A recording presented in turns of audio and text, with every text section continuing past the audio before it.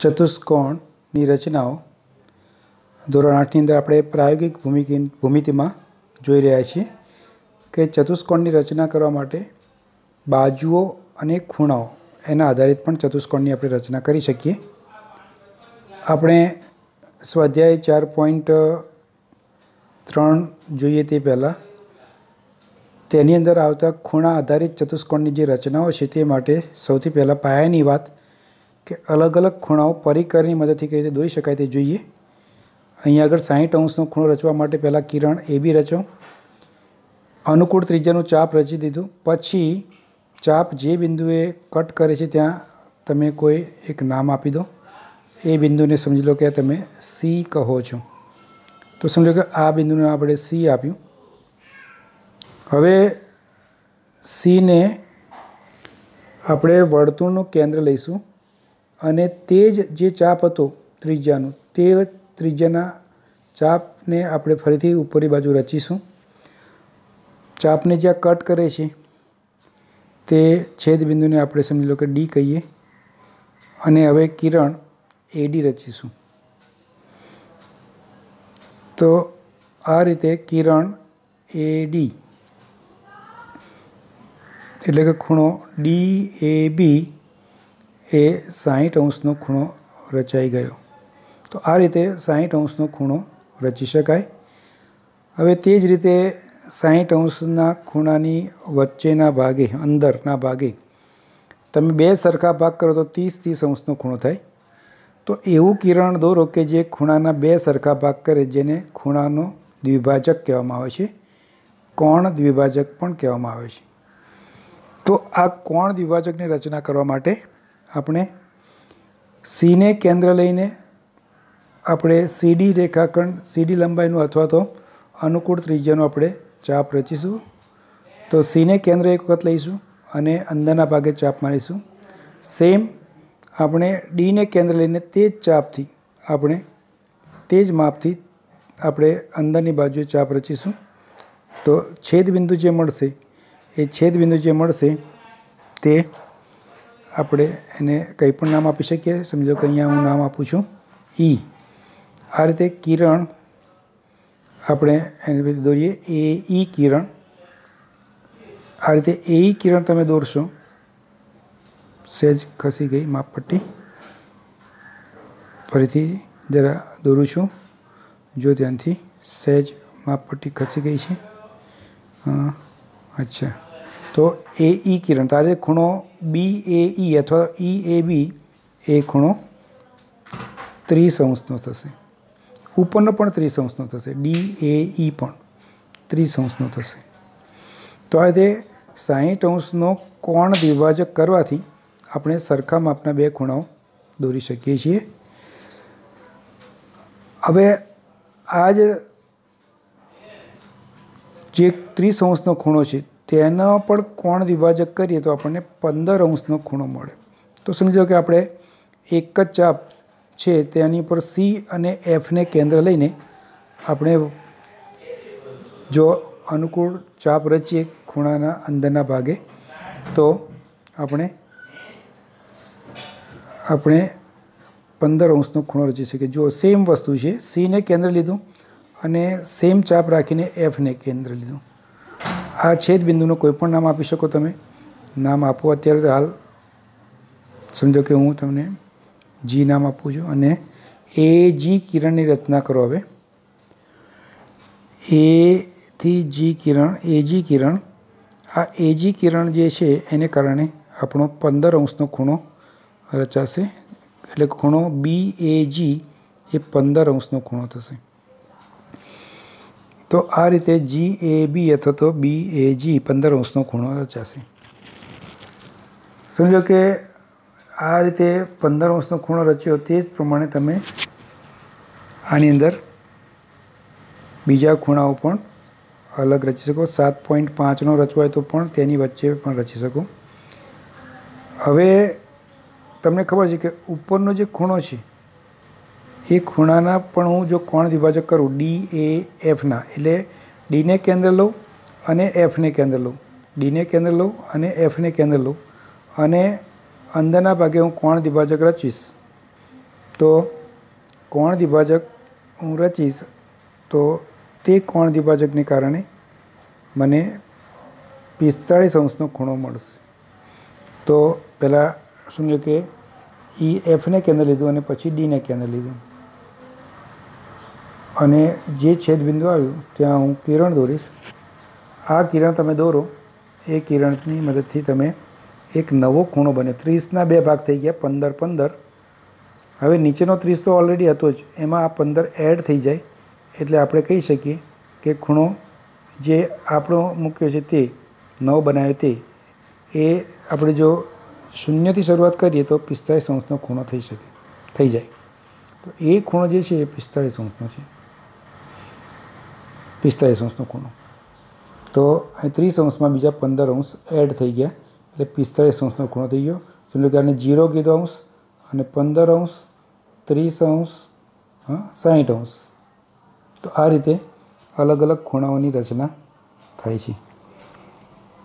હવે આગળ તમે વિચારો કે 90નો અને 120 અંશનો ખૂણો રચવો હોય તો કેવી રીતે રચાય. તો આ જ ખૂણામાં તમે જે 60 અંશ માટે જે ચાપ લીધો હતો તે સેમ ચાપ તમે પસંદ કરીને 60 અંશ માટે જે ચાપ લીધો હતો તે ચાપને આપણે 60 અંશથી સહેજ આગળ વધારીએ એટલે કે ડીને કેન્દ્ર લઈને તમે આગળ વધો તો એક નવો ખૂણો બને 120નો, જે બાજુમાં આપણે જરા જોઈએ. પહેલાં એને અલગથી રચના કરી 120નો ખૂણો અને 90 અંશનો ખૂણો. તો જુઓ, પહેલાં સેમ આની માફક કિરણ રચો. આ કિરણ રચ્યા પછી અનુકૂળ એ બી કિરણ સમજી લો, નામ આપ્યું છે. હવે કેન્દ્ર એ લઈને અનુકૂળ ત્રિજ્યાનું ચાપ રચો. ચાપ થોડું મોટું મારજો એટલા માટે કે આપણે 120નો ખૂણો એટલે મોટો ખૂણો ગુરુકોણ થાય. જ્યાં કટ કરે છે ત્યાંથી હવે નામ આપો કે ના આપો તમે ચાલે, તમે સમજી ગયા છો. જ્યાં જ્યાં કટ થાય છે તે મહત્ત્વના બિંદુઓ છે. સીને કેન્દ્ર લઈને ચાપ રચશો એટલે પહેલાં 60 અંશનો મળશે. ફરતી જે કટ બિંદુ છેદબિંદુ થયું ત્યાંથી ફરતી એક બીજો ચાપ મળશે એટલે 120 અંશનો થશે. 60 + 60 120. તો અહીં તમે જોઈ શકો છો આ જે છે બરાબર છે, પહેલું જે છેદબિંદુ આવ્યું તે 60 અંશનો ખૂણો બનાવશે એ બી કિરણ સાથે અને પછીનું જે છે 120 અંશનો ખૂણો બનાવશે. તો એ રીતે બે ખૂણા બન્યા. બંને ખૂણા સરખા જ માપના છે આમ તો જો બરાબર છે, પણ તમે અહીંયાથી શરૂઆત કરો એ બી કિરણને જો 0 નામ આપો, એ બી કિરણ માટેથી 0ની શરૂઆત કરો તો 60 અંશ થાય અને 120 અંશ થાય. તો 0 અંશ ત્યાંથી આપણે 60 અંશ અને 120 અંશ. હવે તમે 90નો જો રચવો હોય તો તમારા માટે ખ્યાલ આવી ગયો કે 60 અને 120 વચ્ચે 60 અંશનો તફાવત છે એટલે 60 અંશનો ખૂણો બનેલો છે ઈ અને ડી.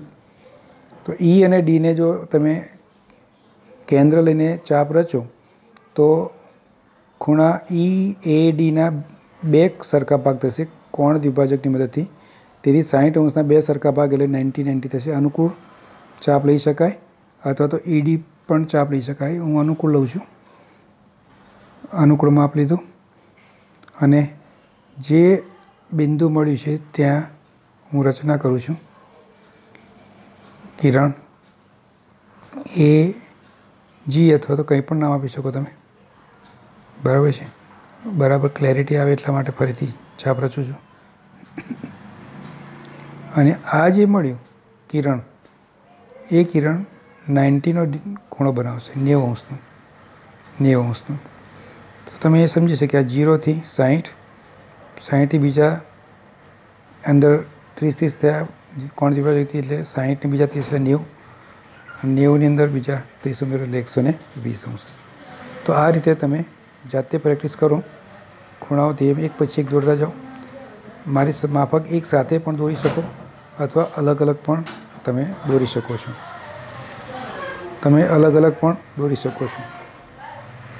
હવે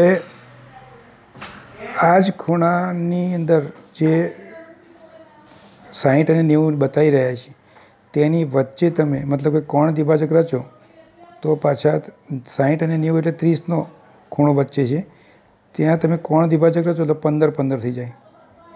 તો 15 15ના આપણા બે ખૂણા બનશે, જે 60 સાથે તમે મેચ કરશો. સમજો કે મેં એફ નામ આપ્યું છે અને અહીંયા આગળ છેદબિંદુ જે મળ્યું તે છેદબિંદુમાંથી આપણે એક કિરણ પસાર કરીએ.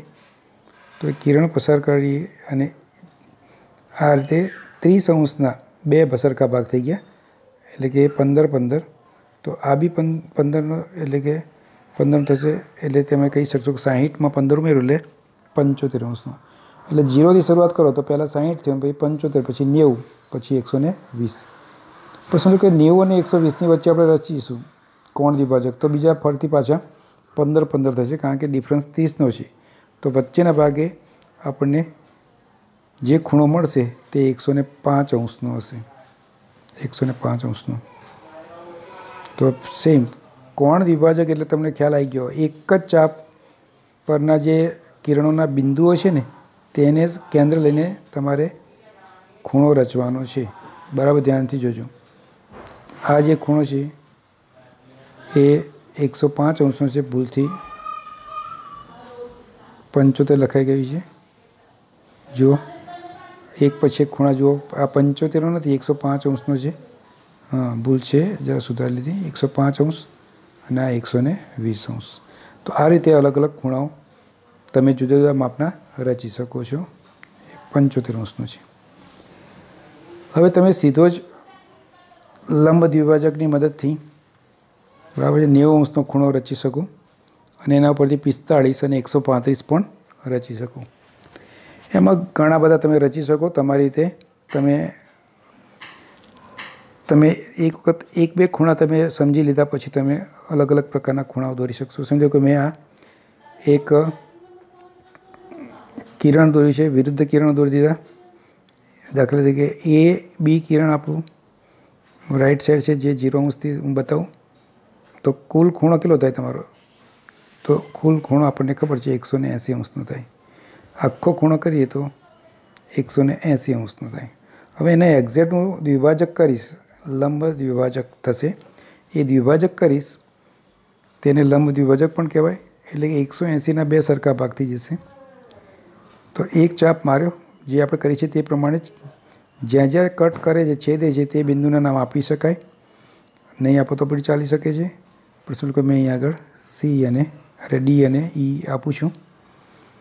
હવે ડીને કેન્દ્ર લઈને ઈને કેન્દ્ર લઈને તમારે એડી જેટલું માપ લઈને અથવા તો એડી કરતાં વધારે માપ લઈને તમારે ચાપ રચી શકાય. એથી એટલે જ નહીં રાખવાનું, ઈડી અથવા તો એડી કરતાં થોડું વધારે રાખવું જોઈએ, તો જ ચાપ એકબીજાને છેદી શકે.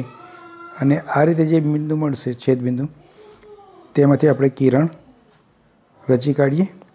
આ જે કિરણ રચીશું તે સમજો કે મેં એફ નામ આપ્યું છે. તો એ એફ કિરણ એ 90નો એક્ઝેક્ટ ખૂણો દર્શાવશે. જો કોણ માપકથી તો તમે ભણી ગયા છો, કોણ માપકથી તો તમે ખૂણા દોરતા શીખી ગયા છો, પણ અહીંયા જુઓ કે પરિકરની મદદથી પણ એક્ઝેક્ટ માપના ખૂણાઓ રચી શકાય છે. આ પણ એક જાતનો લંબ દ્વિભાજક, એક જાતનો કોણ દ્વિભાજક જ થયો. 180ના બે સરખા એને ભાગ કરી દીધા. હવે સમજો કે જે કાટખૂણા થયા એમાં હું અહીંયા આગળ 90ના બે સરખા ભાગ કરીશ, મતલબ કોણ દ્વિભાજક રચીશ.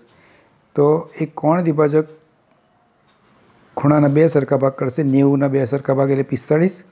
એટલે તમે અહીંયા આગળ 90ની મદદથી પણ 45 કરી શકો. આગળ પણ સમજાવ્યું છે એ પ્રમાણે પણ તમે 45નો ખૂણો કરી શકો છો. એ જ પ્રમાણે આ બાજુ તમે કરશો ખૂણા એફ એ સીની વચ્ચે કોણ દ્વિભાજક, તો તે 135નો થશે. કારણ કે 90 અને 180 તો 90° છે ડિફરન્સ, પણ તેના અડધા ભાગ લઈને 45, 90માં 45 ઉમેરો એટલે 135°. તો આ રીતે તમે 135°નો ખૂણો આપણને મોટે ભાગે આપણને 30, 60, 90 આ બધા ખૂણાની વધારે જરૂર પડશે. બરાબર છે. ક્યારેક 75 પણ દોરવો પડશે ને ક્યારેક આપણને 105 પણ દોરવો પડે. કોઈ 90 અને 45ની વચ્ચે પણ કોણ દ્વિભાજક કરે આ રીતે આની 0 અને 90ની 45ની વચ્ચે કરશો તો 22.5નો ખૂણો રચાશે. 22.5 થાય. તમને ખબર પડી ગઈ કોણ દ્વિભાજક મતલબ ખૂણાના બે સરખા ભાગ કરે. તો બે સરખા જે ભાગ થાય છે એ સરખા ભાગની મદદથી આપણે અલગ અલગ પ્રકારના ખૂણાઓને દોરી શકીએ છીએ, રચી શકીએ છીએ. તો આ જે થયો એ 22.5 થયો. 22.5. તો આ રીતે તમે 90 અને 45ની વચ્ચે પણ રચી શકો છો.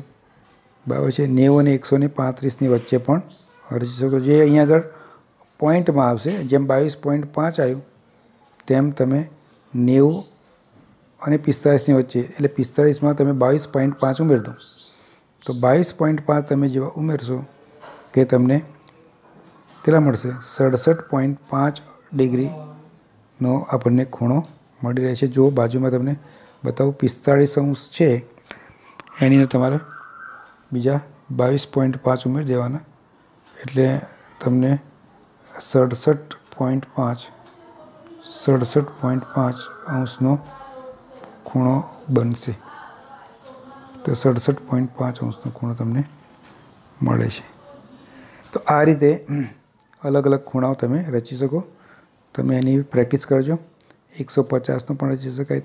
તમે તમારા આઈડિયાથી તમે જોજો કરી શકશો. પણ અહીંયા આગળ જ્યારે 90-45ની વાત કરી ત્યારે એમાં જ્યારે 45 અને 135ની વચ્ચે કરશો બધા પોઈન્ટવાળા આવશે. 0.5 વાળા અંદર આવશે.